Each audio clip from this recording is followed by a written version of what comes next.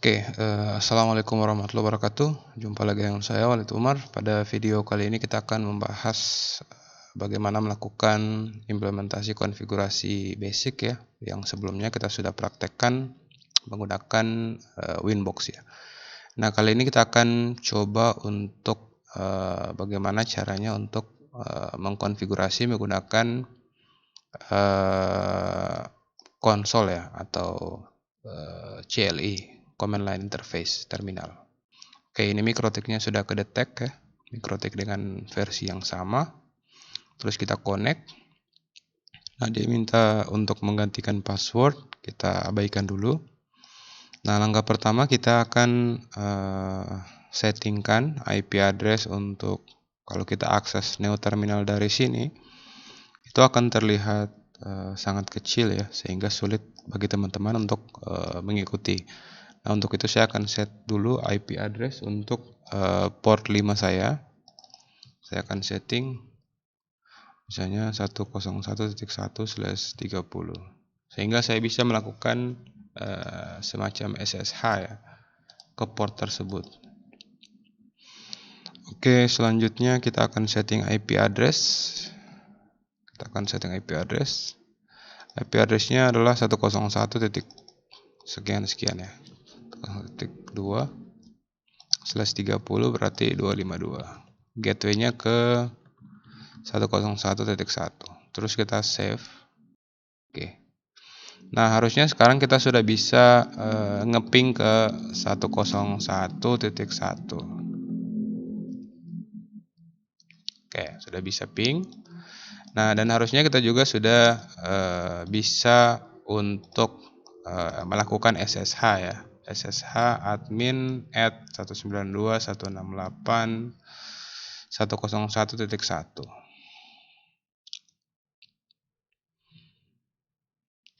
Oke, kita tunggu beberapa saat.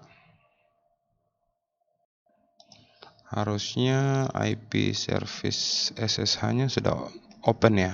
Oke. Open. Oke, kita pilih yes. Selanjutnya kita masukkan passwordnya. Oke, sekarang kita sudah masuk ke mikrotiknya. Jadi sama saja kita mau konfigurasi di new terminal atau kita konfigurasi via remote ya. Yang pasti kalau kita mau via remote, kita harus memastikan bahwa kita sudah ngeset IP address, karena SSH itu dia butuh IP address untuk melakukan remote. Kalau Winbox kan kita nggak perlu ya, kita nggak perlu. Oke, jadi sama aja kita mengetikkan perintah di sini, otomatis semua perubahan itu akan terjadi.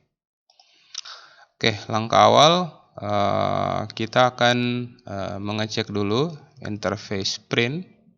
Oke, jadi ada dua interface yang menyala, ada Ether 1 sama Ether 5 ya, tempat kita connect. Kita akan set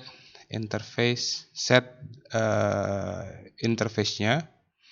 Oh ya, sebelum kita lebih lanjut, perlu saya informasikan bahwa versi dari router OS yang kita gunakan saat ini adalah versi 7.13 ya. Jadi teman-teman bisa upgrade sehingga versinya bisa sama ya. Biasanya upgrade-nya bisa di sini ya, dan lakukan download and install ya kalau sudah terkoneksi ke internet. Nanti sebentar di akhir kita akan lakukan proses upgrade sama-sama. Oke, kembali ke topik. Kita akan setting interface-nya, interface set 0. 0 itu artinya parameter untuk interface ini. Jadi di masing-masing interface itu punya ID ya. Interface set 0, name, Ether 1, internet. Terus kita set lagi interface set 0, name, Ether 2, LAN, dan seterusnya ya. Sorry, oke, salah itu. Harusnya Ether 2 set 1 ya. Terus kita set 2, Ether 3 LAN, terus set 3, Ether 4 LAN. Terus kita cek dulu. Oke, untuk Ether 5, set 4 name-nya misalnya Ether 5 admin. Terus kita cek lagi. Jadi semua interface sekarang sudah punya identitas ya. Selanjutnya kita akan mengkonfigurasi Ether1 agar mendapatkan IP address dari internet. Caranya IP, DHCP client, ADD interface-nya, Ether1, internet, disable no. Terus kita cek ya, IP DHCP client print, harusnya sekarang sudah dapat IP address print. Nah, harusnya sekarang kita sudah bisa connect ke internet ya, kalau kita ping. Oke, sudah bisa connect ke internet.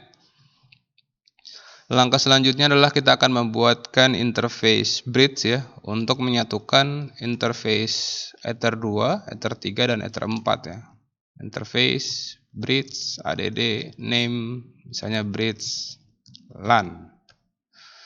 Selanjutnya kita akan menambahkan port 2 ya. Jadi sini ada 3 Ether yang akan kita masukkan ke dalam bridge ya.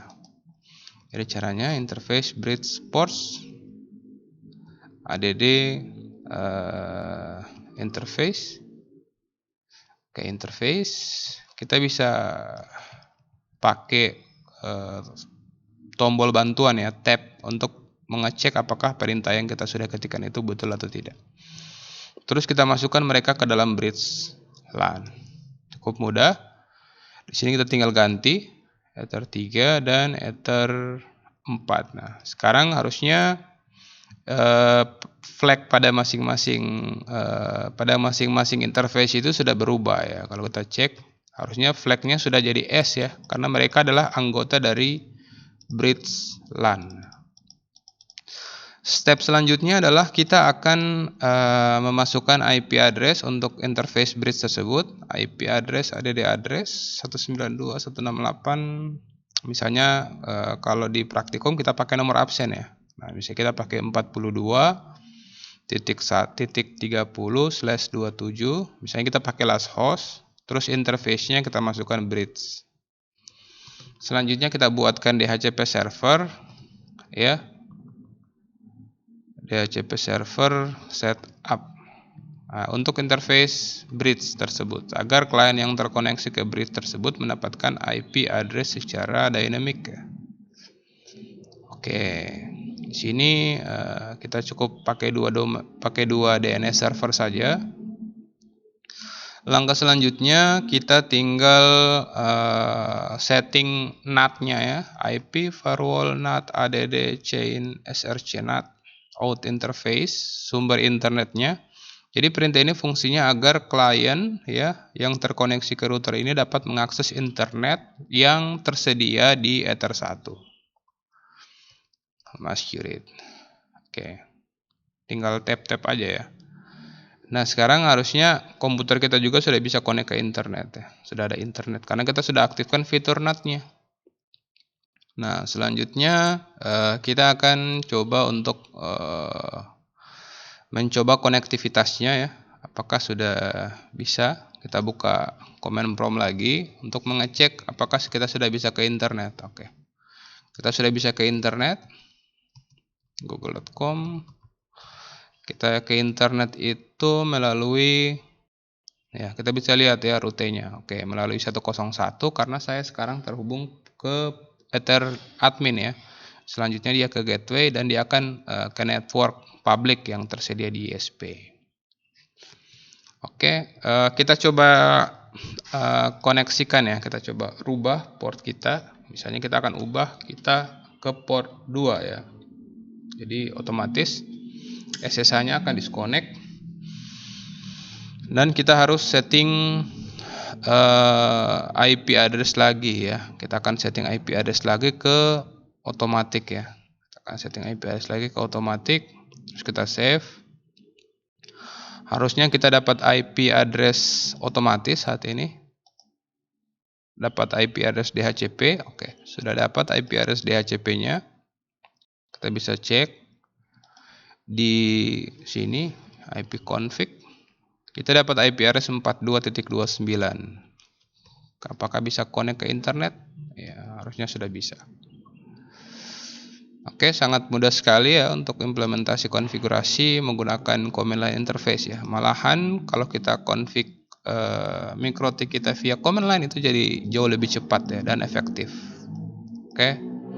Nah, selanjutnya kita akan mencontohkan bagaimana cara melakukan tambahan saja ya untuk melakukan upgrade ya, update ke versi yang stabil ya. Sudah tersedia versi 7,5. Kita akan upgrade. Nah, si mikrotiknya akan melakukan proses download ya. Dia akan melakukan proses download dan routernya akan otomatis reboot ya ke sistem yang terbaru. Kita bisa lihat ini konfigurasi-konfigurasi yang sudah kita lakukan via command line tadi ya. Jadi semuanya sama saja ya dengan kita lakukan konfigurasi menggunakan graphical user interface. Oke, sekian. Semoga apa yang saya sampaikan bermanfaat. Mohon maaf atas segala kekurangan. Wassalamualaikum warahmatullahi wabarakatuh. Sampai jumpa di video berikutnya.